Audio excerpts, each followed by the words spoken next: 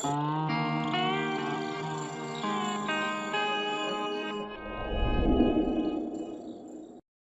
bisa diperjelas Pak, karena memang sangat simpang siur tentang paruh waktu, yang memang sepertinya banyak orang-orang yang belum paham gitu paruh waktu ini bagaimana.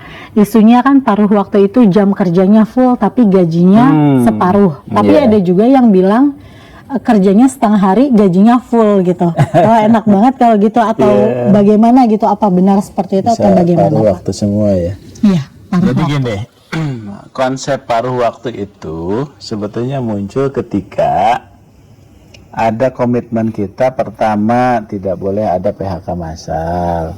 Kedua, tidak boleh ada yang dirugikan ya. Kemudian jangan ada penurunan penghasilan dan sebagainya. Tapi di sisi lain, formasi kita dan anggaran Pemda ini misalnya nggak ada uangnya, ya gitu ya. Nah, itulah kita harus cari jalan tengah ya. Kita ini bisa saja mencari istilah yang lain, tapi kalau kita cari istilah yang lain ya, itu akan beda konsepnya. Mereka merasa tidak menjadi ASN. Tapi kalau kita gunakan P3K, maka dia pun tidak akan dapat penghasilan sebagaimana P3K. Ada gaji pokok, ada tunjangan melekat, dan ada tunjangan kinerja. Tapi kalau untuk bayar tiga-tiganya nggak mungkin nih. Tapi kalau dibayarin semua, kita nggak akan sanggup untuk mangkat mereka. Akhirnya muncul apa ya, jalan tengahnya, okelah P3K, tapi P3K paruh waktu itu tidak disebut di undang-undang. Di undang-undang itu P3K, maka tidak ada juga istilah P3K penuh waktu. Jadi P3K aja ini kita sebutkanlah istilah P3K paruh waktu, supaya pertama masih muncul nomenklatur P3K-nya. Oh, saya walaupun paruh waktu saya P3K nih. Yang kedua, oh saya tidak diberhentikan. Ya, tetap. Dan saya tidak ada penurunan penghasilan. Karena kenapa? Ketika saya jadi paruh waktu, maka saya akan dibayar dengan anggaran yang ada saat ini. Saya misalnya jadi guru, kemudian saya dibayar 1 juta, 1 juta itulah dia dibayar. Tapi dia sudah dilekatkan ketika dia mendaftar, kemudian ikut seleksi, gitu ya. Luluslah, ternyata formasinya nggak ada, maka dia jadi paruh waktu. Nah, jam kerjanya gimana kan gitu? Jam kerjanya itu nanti kita akan serahkan kepada pengaturan instansi masing-masing. Karena yang tahu bahwa mereka itu harus bekerja penuh atau tidak, itu tergantung dari apa? Kontrak kerjanya. Karena kan P3K itu basisnya kontrak. Ya, di kontrak itu disebutkan aja dia akan bekerja kapan gitu ya. Jadi artinya nanti instansi akan kita berikan ruang untuk mengatur jam kerja bagi mereka yang paruh waktu. Nah, oleh sebab itu, paruh waktu itu berarti dia ada kejelasan status. Ya, yang penting statusnya dulu. Bagi teman-teman ini kan yang penting statusnya, dan dia tidak diberhentikan sebagai pegawai non-ASN, tetap bisa berlanjut. Jadi kalau ada misalnya ada orang yang tidak menerima, kami tidak mau menerima jadi paruh waktu, kami akan penuh waktu. Kalau menurut saya kita kurang bijak untuk seperti itu. Karena kenapa? Ini pemerintah ini sudah memikirkan ya, Menpan RB atas nama pemerintah termasuk BKN memikirkan itu supaya nggak berhenti, tapi di tengah-tengah keterbatasan anggaran ya dan sebagainya, ini bisa ada kebijakan kita seperti ini. Jadi kalau menurut saya nanti teman-teman yang paruh waktu juga kan suatu saat ketika anggarannya ada untuk bayar, dia beruntung. Apakah paruh waktu ke P3K itu perlu seleksi? Tidak perlu seleksi lagi. Ya, bahkan NIP-nya sudah melekat, nanti tinggal diusulkan formasinya, maka dia langsung diangkat menjadi P3K. Jadi sebetulnya teman-teman tidak perlu khawatir. Jangan juga terprovokasi seolah-olah ini akan merugikan dan sebagainya. Justru ini menguntungkan. Ketimbang mereka itu diberhentikan. Ya, harusnya kan diberhentikan. Karena kenapa harus diberhentikan? Anggaran nggak ada. Ya kan, formasi nggak ada. Tapi saat ini ya Bu Menteri dengan kebijakan beliau ini ingin mereka tetap kita selamatkan. Tapi caranya ini dulu ya. Jadi paruh waktu itu adalah jabatan untuk parkir untuk masa transisi ya. Nah setelah itu seharusnya tidak ada lagi yang paruh waktu. Tapi kalau instansi itu punya ketersediaan anggaran untuk belanja pegawainya mencukupi, ya boleh langsung juga semua boleh. Kan kita juga tidak bisa memaksa kementerian, lembaga dan Pemda yang nggak punya uang gitu harus bayar. Ya, karena nanti pelayanan publiknya terganggu. Nah itu jadi nggak perlu khawatir gitu untuk itu. Jadi pekerjaan waktu nanti diatur oleh Pemda masing-masing. Misal guru kan jam mengajarnya juga sudah jelas, silahkan diatur, ya, silahkan diatur. Dan boleh nggak misalnya dia akan dapat fasilitas lain, ya boleh saja. Ya, mereka juga ikut boleh rapat, mereka dapat apa dan sebagainya kan boleh-boleh aja, gitu. Jadi artinya teman-teman, paruh waktu itu adalah memang kebijakan yang memang untuk mengakomodasi ya. Ketimbang kita tidak bisa mengakomodasi itu ya, tentunya ini dampaknya juga akan kemana-mana ya. Tapi kalau dengan paruh waktu itu kita bisa paling kurang mengakomodasi teman-teman yang tidak ada formasi dan anggarannya tapi mereka punya status hukum yang jelas gitu ya.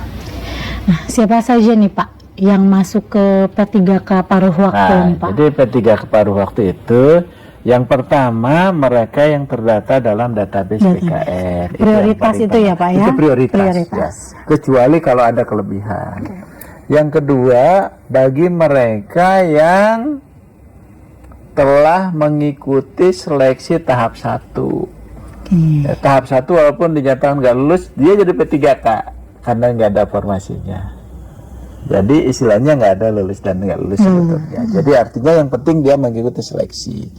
Yang ketiga adalah bagi mereka yang sudah mengikuti seleksi CPNS yang database. Tapi pertanyaannya, kalau saya bukan database, kemudian ikut seleksi CPNS, bisa nggak ikut ke tahap 2? Nggak bisa. Karena dia bukan dalam database BKN. Ini kan banyak pertanyaan. Saya ini nggak bisa loh daftar tahap 2. Ya, begitu dilihat ternyata itu bukan database. Dia ikut CPNS nggak lulus, maka dia terkunci nicknya di BKN. Tapi bagi saya database BKN, saya ikut SKD, ternyata gugur, atau SKB gugur. Maka dia tidak perlu seleksi lagi, dia akan langsung diangkat menjadi P3K paruh waktu. Oke, mudah-mudahan bagi saya sih cukup jelas ya Pak ya, sangat jelas. Mudah-mudahan jelas. Nah, termasuk pendaftar nih yang terakhir. Okay. Jadi yang ikut yang dulu tidak mendaftar, kemudian ikut tahap 2, kemudian ada 100, ya ternyata 150, yang 50-nya juga tetap paruh waktu. Tapi kalau misalnya ternyata uangnya ada, ya semuanya jadi P3K. Gitu. Jadi mohon ini ya pemahaman dan pengertian dari teman-teman semua. Kira-kira kondisi itulah yang menyebabkan tadi kebijakan pemerintah itu membuka salah satunya di paruh waktu.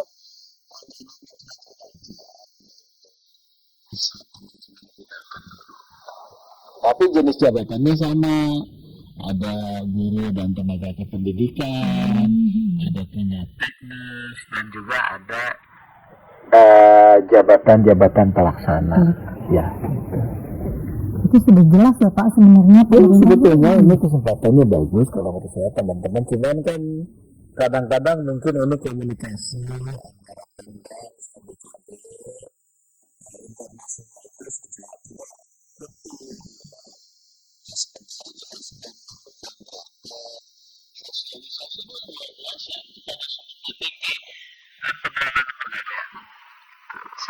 tersampaikan dengan baik ya Pak. Harusnya begitu. Ya mudah-mudahan lah. Mudah-mudahan ini sampai 20 Januari 2025 ini teman-teman yang 1,6 itu bisa terangkut semua. Oke, ini ada pertanyaannya gini Pak. Dia sudah bekerja nih selama 2 tahun, tetapi dia tidak terdata dalam database. Itu tuh jadi dimaksud masa kerja minimal 2 tahun itu dihitungnya tuh Jadi, dari kapan? Iya. Gitu? Jadi kalau sebetulnya yang prioritas itu selalu disampaikan Bu Menteri itu database BKN, karena itulah yang menjadi komitmen.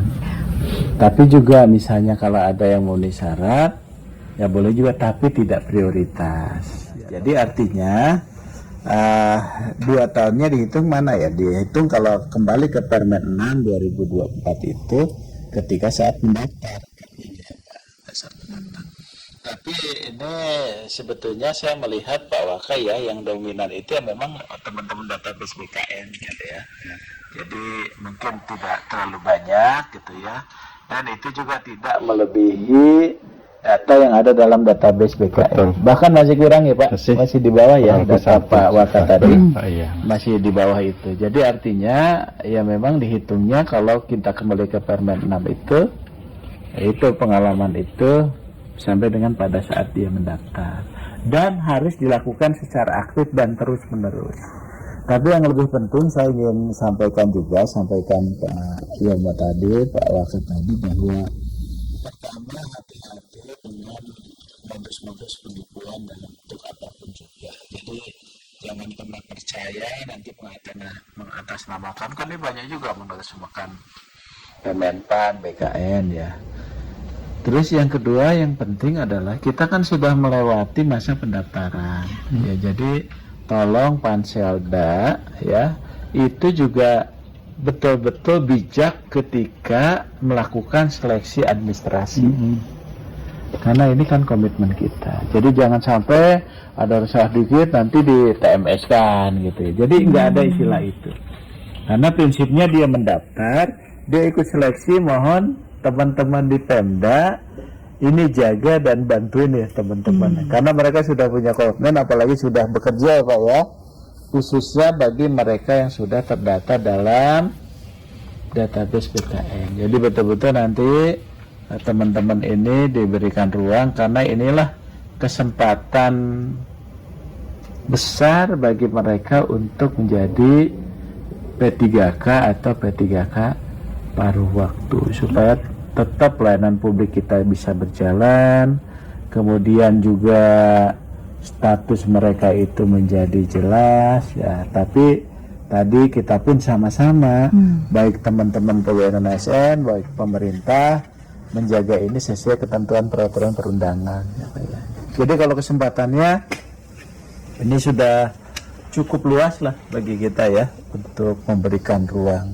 Tapi ya tadi sampai 20 Januari itulah yang ada. Berarti kita akan stop di situ ya Pak ya, stop di situ. Nggak akan ada perpanjangan lagi nih Pak. Mudah-mudahan.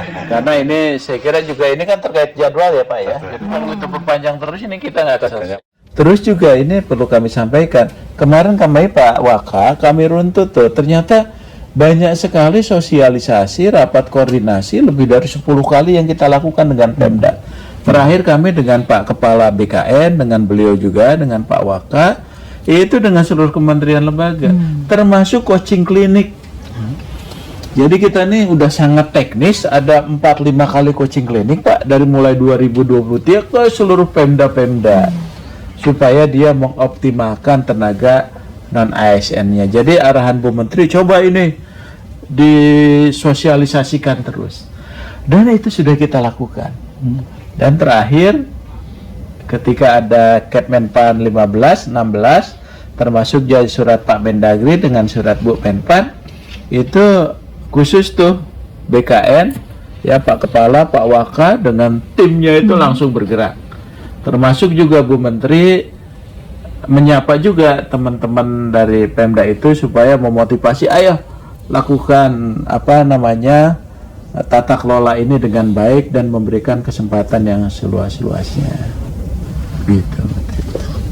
Jadi Silakan. tentu saya berpesan pertama kepada instansi, ya, mohon kami pemerintah pusat dalam hal ini Kementerian PAN-RB, Kementerian Dalam Negeri, BKN didukung upaya atau niat baik kita untuk mengakomodir mereka yang memenuhi syarat untuk bisa diangkat menjadi P3K maupun PNS, ya, karena luar biasa seleksi tahun 2024 dan 2025 ini hampir tidak berhenti, tapi ini karena memang diniatkan dengan baik supaya kesempatan yang sama bagi warga negara itu tetap kita junjung tinggi untuk bisa menjadi aparatur sipil negara. Maka laksanakanlah ketentuan-ketentuan sebagaimana diatur di dalam regulasi. Dan kami mohon juga para tenaga non ASN, ya, tentunya ikuti terus informasi-informasi yang resmi dari Kementerian PAN-RB, kemudian dari BKN. Pokoknya jangan mau diiming-imingi, ya, yang itu justru malah merugikan mereka-mereka sendiri. Banyak korban yang karena dia ingin cepat bisa diangkat, segala cara dilakukan, mengeluarkan biaya dan sebagainya, itu menjadi tidak bagus. Kalau ada pertanyaan, ada informasi yang ingin diperoleh, silahkan, kita sudah membuka informasi melalui medsos di Kemenpan maupun di BKN, ya. Jadi jangan takut untuk nanya, kami akan memberikan informasi dengan sejelas-jelasnya. Itu Mbak Dewi. Iya, terima kasih Pak. Jadi memang kita juga nggak boleh abai ya Pak ya, apalagi di maksudnya saat-saat seperti ini memang kita harus terus mengikuti informasi-informasi yang harus resmi ya Pak ya, harus resmi, jangan mudah percaya juga tadi ya Pak ya. Apabila ada yang mengiming-imingi, oh ini, pokoknya pantau terus situs-situs resminya Kemenpan RB dan BKN ya Pak ya. Pertanyaan terakhir Pak, selain tadi kita memang jangan mudah percaya dengan yang diiming-imingi itu ya Pak, mungkin ya janji-janji palsu itu Pak, mungkin pesan Bapak ini untuk instansi pemerintah terkait penataan pegawai non-ASN. Mungkin Pak Yoga dulu, silakan Pak. Terima kasih Mbak Dewi. Jadi sekali lagi saya ingatkan kepada teman-teman di instansi pemerintah maupun pusat, terutama BPK, ya, kita membangun komitmen bersama dalam satu framework yang sama, dan kita selesaikan penataan tenaga non-ASN ini secepat-cepatnya, sebaik-baiknya, ya, seobjektif-objektifnya, sehingga kesempatan mereka untuk menjadi aparatur sipil negara itu segera terwujud. Ini menjadi tanggung jawab moral kita bersama. Itu Mbak Dewi. Mungkin dari Pak sekarang. Iya. Jadi mungkin prinsip dasarnya bahwa yuk kita jalankan mandat undang-undang. Ya, undang-undang itu memandatkan bahwa kita selesaikan. Basis dari penyelesaian itu adalah database BKN. Supaya kita ada landasan pedoman untuk melakukan itu. Dan kita tidak melebihi dari 1,7. Nah, oleh sebab itu ini kan sudah optimal sampai 20 Januari 2025 ya. Jadi harapannya tadi kerjasamalah dari Pemda, ya, dari kementerian, lembaga dan pemerintah daerah untuk sama-sama mengawal kali ini kerja bersama. Ya, jadi walaupun tadi ada problemnya teman-teman di daerah, tapi kan kami juga dengan BKN ikut gabung di situ untuk menyelesaikan. Tapi ini untuk yang terakhir ya Pak ya. Jadi setelah ini mungkin jangan ada lagi. Dan yang terakhir bagi teman-teman pegawai non ASN, yuk ikuti aja prosedur saat ini. Jadi nggak perlu khawatir. Yang penting teman-teman mendaftar, ya, mendaftar, kemudian ikut seleksi. Makanya tadi mudah-mudahan seleksi administrasi juga ya dilancarkan lah semuanya. Yuk kita dukung teman-teman pegawai non ASN yang sudah mendaftar itu. Kemudian nanti jadilah nanti ASN yang tadi yang memiliki integritas yang berakhlak lah gitu ya, berakhlak. Nah, termasuk nanti ada tugas Pak. Selanjutnya pengembangan kompetensinya, pendidikannya diperbaiki ya, kompetensinya ditingkatkan dan sebagainya. Termasuk nanti dampaknya ke pelayanan publik. Ayo teman-teman semua ya, dengan kesempatan ini kami dengan Pak Waka ngajak teman-teman Pemda untuk kita bersama-sama menyelesaikan ini, termasuk juga teman-teman yang pegawai non ASN yang sudah mendaftar tetap semangat. Sekali